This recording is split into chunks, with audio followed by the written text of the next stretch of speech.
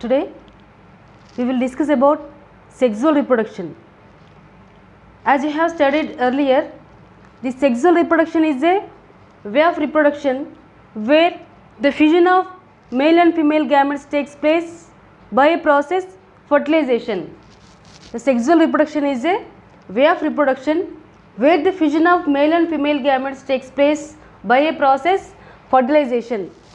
The fusion of male and female gametes is called as fertilization. This fertilization may occur either outside of the female's body or inside of the mother's body. If the fertilization takes place outside of the mother's body, that is called as external fertilization. This process is very common in aquatic animals like most of the fishes and amphibians. In these organisms, female organism lays vast number of eggs in water and male organism release some millions of sperms, some millions of male reproductive cells on eggs in water. This external fertilization is controlled by the nature, and if the fertilization takes place inside of the mother's body, that is called as internal fertilization. This type of fertilization takes place in land animals.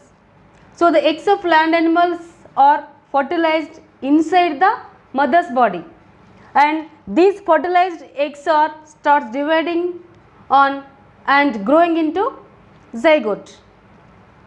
While talking about the placental mammals, especially human beings, special reproductive organs have developed in males and females to carry out the reproduction. Here this is a male reproductive system. In human males, two testes are located inside of the pocket-like structures at the outside of the body wall. Two testes are located in pocket-like structures. These pocket-like structures are called as scrotum. The sperms or male reproductive cells are produced in very large number, or hundreds of millions of sperms are produced in testes. These testes have several lobules, and each and every lobule contains several seminiferous tubules. Each and every lobule contains several seminiferous tubules. Sperms are produced in these seminiferous tubules. These seminiferous tubules are very small in size, highly coiled structures, and 80 cm in length. Sperms are produced in these seminiferous tubules, and vasa efferentia collects the sperms which are produced in seminiferous tubules, and vasa efferentia forms epididymis. This is epididymis. Vasa efferentia collects the sperms from the seminiferous tubules, and again vasa efferentia forms epididymis. Sperm stored in epididymis temporarily, then moved to the vasa deferens. From the vasa deferens, through the urethra of the penis, the sperms expel out of the body. This is called as ejaculation. And here one prostate gland and two Cowper glands are present in male reproductive system, which are accessory glands. These glands secretes a fluid-like substance, water-like substance, that is called as seminal plasma.